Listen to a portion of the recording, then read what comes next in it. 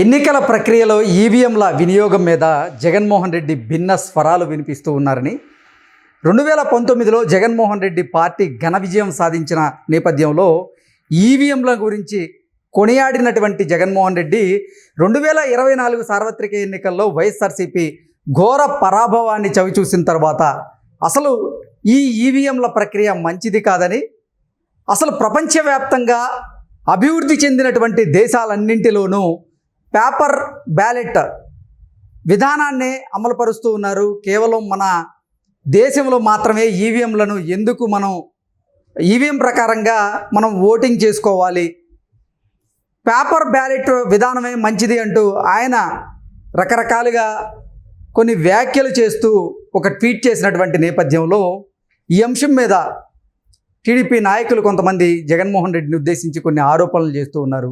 ఈ నేపథ్యంలోనే ఈ అంశం మీద మనం విశ్లేషణ చేసుకునేటువంటి ప్రయత్నం చేద్దాం. ప్రస్తుతం మనతో పాటు ఉన్నారు ప్రముఖ రాజకీయ విశ్లేషకులు కృష్ణకుమారి గారు. మేడంతో మాట్లాడదాం. మేడం నమస్తే. నమస్తే. ఎన్నికల ప్రక్రియలో ఈవీఎంల వినియోగం మీద జగన్మోహన్ రెడ్డి భిన్న స్వరాలు వినిపిస్తూ ఉన్నారు. 2019లో ఆయన ఘన విజయం సాధించినప్పుడేమో ఈవీఎంల వినియోగం సూపరు డూపరు అంటూ కొనియాడినటువంటి జగన్మోహన్ రెడ్డి 2024లో వైఎస్ఆర్సీపీ ఓటమి బాట పట్టాక అసలు ఈ ఈవీఎంలతో ఓటింగ్ చేసే విధానం మంచిది కాదు, ఈవీఎంలను ట్యాంపరింగ్ చేయొచ్చు, పేపర్ బ్యాలెట్ ఓటింగే కరెక్టు అంటూ ఆయన ట్వీట్ చేయడం ఎంతవరకు కరెక్టు? అప్పుడు అలా అంటే గెలిస్తేనేమో దానికి అనుకూలంగా, ఓడిపోతేనేమో దీనికి వ్యతిరేకంగా జగన్మోహన్ రెడ్డి భిన్న స్వరాలు వినిపిస్తున్నారంటూ టీడీపీ నాయకులు ఆయన మీద ఆరోపణలు చేస్తూ ఉన్నారు. దీన్ని ఎలా చూడాలి మేడం? అదే మీరు చెప్పేశారుగా, మొత్తం ద్వంద్వ వైఖరి. అప్పుడేమో ఫస్ట్ మొదలు మాట్లాడింది సజ్జల రామకృష్ణారెడ్డి మాట్లాడాడు పోయినసారి.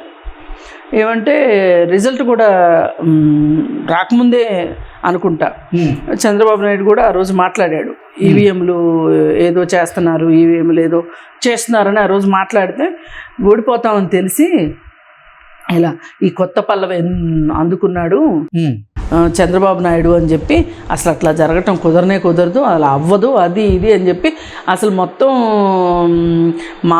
మా ప్రజల గెలుపు, మా గెలుపు, అది ఇది అని చెప్పి చాలా మాట్లాడి, ఈయన గెలవకపోతే పదవి లేకపోతే బతకలేడు, పదవి కోసం పదవి కాంక్ష, పదవి కోసం అర్రులు చేస్తున్నాడు, ఇప్పటి వరకు సంపాదించుకుంది సరిపోలేదు ఈయనకి, ఇలా రకరకాల వ్యాఖ్యానాలు చేసి చంద్రబాబు నాయుడిని ఎంత అబాస్పాలుగా మాట్లాడాలో అంత అబాస్పాలుగా మాట్లాడి అదేమంటే ఈయన అంటే టెక్నాలజీ పర్సన్ని, అంటే టెక్నాలజీ పర్సన్ని, అసలు ప్రపంచం మొత్తానికి టెక్నాలజీ నేనే నేర్పాను అన్నట్లు చెప్తాడు కదా.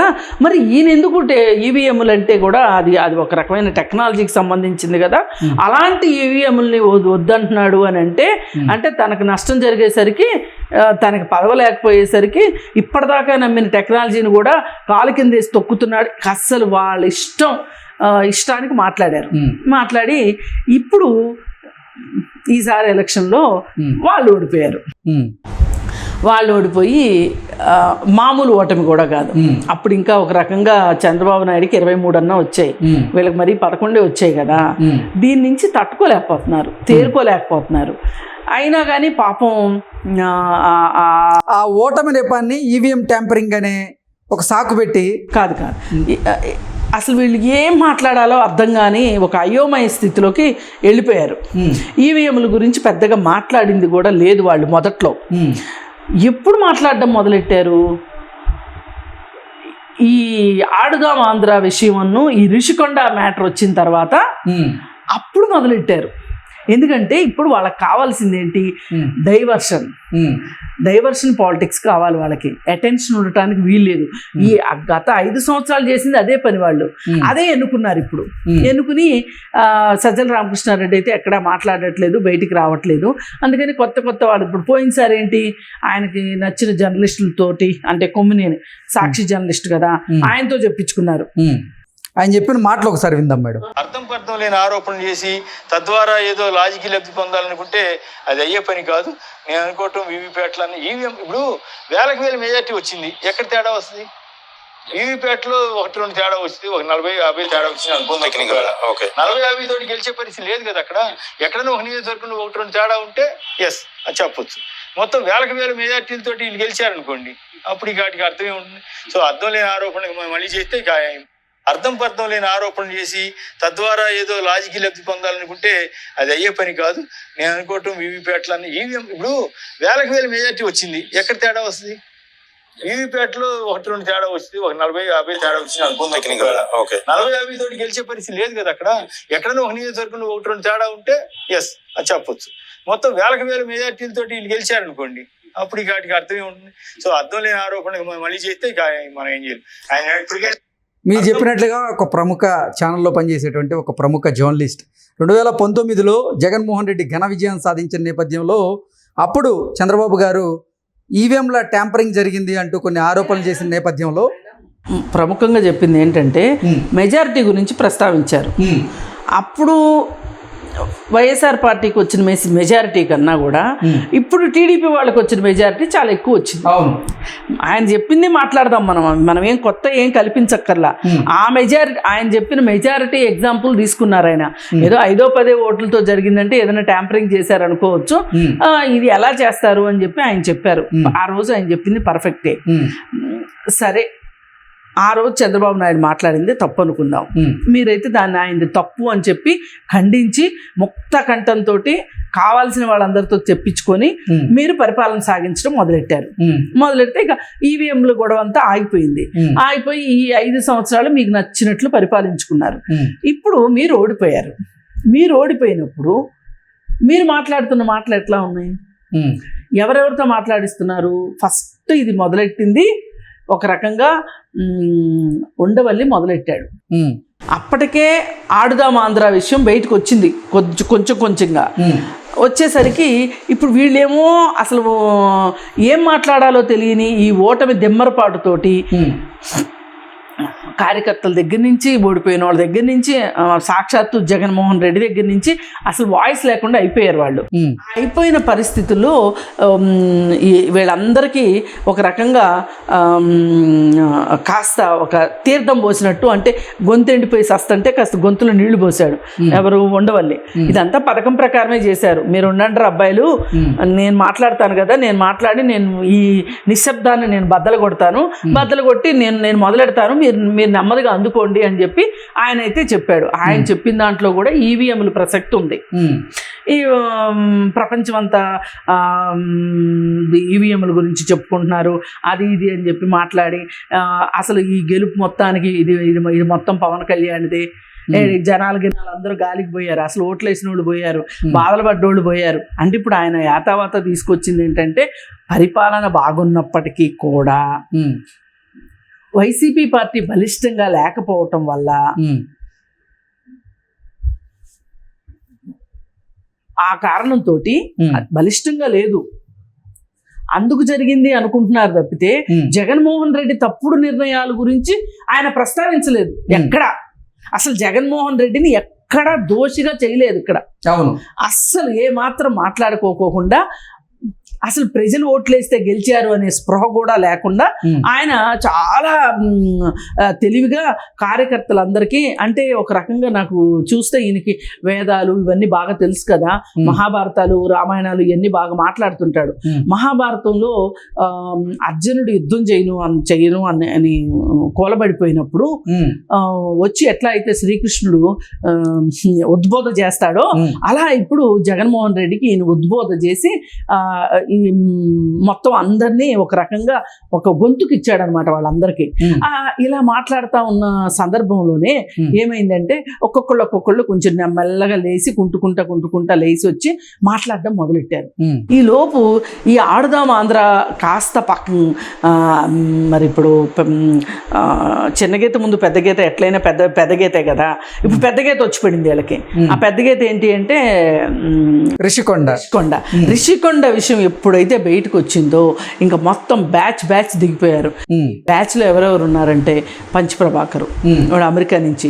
అసలు అంతకు ముందంతా నీకు పార్టీ నడపటం రాదు, జగన్మోహన్ రెడ్డిని, అంటే జగన్మోహన్ రెడ్డి వైఎస్ఆర్సీపీ ఈసారి ఘోర పరాభవం తర్వాత మొదటిసారిగా పంచప్రభాకర్ ప్లేట్ ఫిరాయించారు. ప్లేట్ ఫిరాయించి మరి మళ్ళీ ఏమి మాత్రలు వేశారు వీళ్ళు, మళ్ళీ మొత్తం యూటర్న్ తీసుకున్నాడు పూర్తిగా. యూటర్న్ తీసుకుని అప్పుడు అన్ని మాట్లాడి అసలు నీకు పార్టీ అంటే తెలుగుదేశం లాగా ఉండాలి, చంద్రబాబు నాయుడు చూసి నేర్చుకో, అది చెయ్యి ఇది చెయ్యి. క్షేత్రస్థాయిలో తెలుగుదేశం పార్టీ బలంగా ఉంది, కానీ అసలు వైఎస్ఆర్సీపీ ఏడుంది బలం, నీకు చేత కాకపోతే చెప్పు, ముసుకేసుకుని ఏడవటం కాదు అది ఇదే చాలా పరుషంగా మాట్లాడినోడు మళ్ళీ ఏమైందో కానీ యూటర్న్ తీసుకుని ఈవీఎంల వ్యవహారం వేసుకొని వచ్చాడు. ఇప్పుడు ఎవరైనా సరే ఏమడుగుతారు, రిషికొండ ప్యాలెస్ గురించి చెప్పరా గాడిద అంటారు కదా. అందుకని వాడు తెలివిగా ఏం చేశాడు అంటే అసలు ఎలన్ మస్క్ అనేవాడు ప్రపంచ దొంగవాడు, వాడు ఏది మాట మీద నిలబడే రకం కాదు. వాడు ఎందుకన్నాడంటే అసలు వాడికి ఏమన్నా ఈవీఎంల కాంట్రాక్ట్ వస్తుందేమోనని చెప్పి పైగా ఈ పేరు చెప్పి వాడి ఏఐ బిజినెస్ని పెంచుకోవటం కోసం ఈ రాగం తీశాడు వాడు.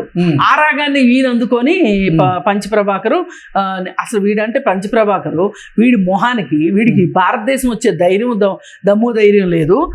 వీడు ప్రపంచ దేశాలందరితోటి నేనంట కూడగట్టి ఒక ఉద్యమంలాగా చేస్తాడంట పంచప్రభాకరు ఈ ఈవీఎంల మీద. ఇట్లా రకరకాల వేషాలు వేసి ఇవన్నీ చూస్తే తేలింది ఏంటి ఫైనల్గా మనకి అంటే వీళ్ళు ఋషికొండ విషయాన్ని, ఆడదామాంధ్ర విషయాన్ని పక్కకి నెట్టడం కోసం మీడియా అటెన్షను వాటికి దొరకకుండా ఇవాళ అందరూ ఈవీఎంల గురించి మాట్లాడుతున్నారు. మనం కూడా ఏం మాట్లాడేవాళ్ళం, ఇంకేం స్కామ్ ఉంది అని మాట్లాడేవాళ్ళం. ఈవీఎంల గురించి మాట్లాడుతున్నామా లేదా, వాళ్ళకి కావాల్సింది ఇదే. అందుకని ఈవీఎంల్లో తప్పుంటే అసలు తప్పు లేదు అని వాదించిన వాళ్ళంతా ఇవాళ ప్లేట్ ఫిరాయించి తప్పు ఉంది అని మాట్లాడుతున్నారు. దీని గురించి పెద్ద చర్చ పెట్టాల్సిన అవసరమే లేదు. పైగా ఇంకొక మహానుభావుడు అయితే ఆయన చాలా పెద్ద మహానుభావుడు, అసలు ఆయన తెలివితేటలు ఆయన నా అంత మేధావి లేడు అనుకుంటాడు. ఆయనకు మొత్తం జుట్టు బుర్రా గడ్డం మొత్తం మెరిసిపోయింది. ఆ మహానుభావుడు ఏం చెప్తున్నాడంటే మళ్ళీ ఎలక్షన్లు వస్తాయని చెప్తున్నారు, రీఎలక్షన్ జరుగుతుందని చెప్తున్నాడు. ఏమన్నా అర్థం ఉందా అండి? ఎందుకు ఇలాంటి మాటలు మాట్లాడుతున్నారు? అసలు ఇప్పుడు ఏం జరుగుద్దో చెప్పమంటారా? ఈ పంచప్రభాకరు ఇలాంటి వాళ్ళందరూ మాట్లాడిన మాటలు ఇంకొక లాజిక్ కూడా మనం మర్చిపోకూడదు. అసలు నిజంగా ఈవీఎంలే అలా చేయదలుచుకుంటే చంద్రబాబు నాయుడికి మోడీకి ఎంత వైరం ఉందో ప్రపంచం మొత్తానికి తెలుసు. ఇప్పుడు తప్పనిసరి పరిస్థితుల్లో చంద్రబాబు నాయుడుతో జతకట్టాడు, కానీ మామూలు పరిస్థితులు అయితే జతకట్టే పరిస్థితి లేదు. అలాంటి మోడీ చంద్రబాబు నాయుడిని అయితే గెలిపిస్తాడు, కానీ ఆయన చేతులు ఉన్న వ్యవహారంతో తను మాత్రం 245 తెచ్చుకుంటాడా? 245 తెచ్చుకోడు కదా. తను ఇవాళ అందరి మీద ఆధారపడాల్సి వస్తుంది కదా. ఈ ఆధారపడే పరిస్థితి లేకోకుండా తనకే ఎక్కువ సీట్లు తెచ్చుకునేవాడుగా మోడీ. ఈ చిన్న లాజిక్ మర్చిపోతే ఎట్లా ఈ అపర మేధావులందరూ? అందుకని మీరు ఇవన్నీ కట్టగట్టి పక్కన పెట్టి ఇప్పుడు ఏంటి ఆలోచించండి, అంతకంటే వేరే ఏమీ లేదు. ఒక్కవేళ ఈవీఎంలతో ప్రాబ్లం అయితే కనుక వచ్చే ఎలక్షన్ లాంటివి చూసుకోవచ్చు, కానీ ఈ ఎలక్షన్ వరకు ఇది ఎలక్షన్ జరిగిపోయింది. ఇది ప్రజల తీర్పు ఇచ్చేశారు. ఇప్పుడు ఇదంతా ఏంటో తెలుసా అండి? ఎవరిని అవమానించినట్టు అనుకుంటున్నారు? ప్రజల నిర్ణయాన్ని అవమానించినట్లు, మెజారిటీ తీర్మానాన్ని మీరు వ్యతిరేకించినట్లు. పైగా మీరంతా మేధావులు, పెద్ద పెద్ద జర్నలిస్టులు. ఇప్పుడు కొంతమంది మేధావులు తెలివిగా ఈ అంశాలను ఏమి ముట్టుకోకుండా వాళ్ళు మాట్లాడుతున్నారు. కొంతమంది మటుకు ఇంకా పిచ్చి ఎక్కింది కదా, అంటే కొంతమంది ఏంటంటే డబ్బుల కోసం పిచ్చి ఎక్కినట్టు యాక్షన్ చేశారు, కొంతమంది ఏమో నిజంగా పిచ్చి ఎక్కించుకున్నారు. ఆ నిజంగా పిచ్చి ఎక్కించుకున్న వాళ్ళకి ఇంకా దిగల పిచ్చి, అందుకని అవే పాటలు పాడుతున్నారు అనమాట. ఆ రోజు ఏం మాట్లాడాము, ఇప్పుడు నిన్న మాట్లాడింది ఇవాళ విభేదించుకోవటం, ఇవాళ విభేదించిన దాన్ని రేపు మళ్ళీ సపోర్ట్ చేసుకోవడం, ఇలా కుప్పిగంతులు వేస్తున్నారు వీళ్ళు. అందుకని ఇవి మానుకుని ప్రజల సమస్యల గురించి మీ తెలివితేటలు ఏమైనా ఆలోచిస్తే మంచిదని నేను కోరుకుంటున్నాను. Okay madam, thank you so much. Thank you.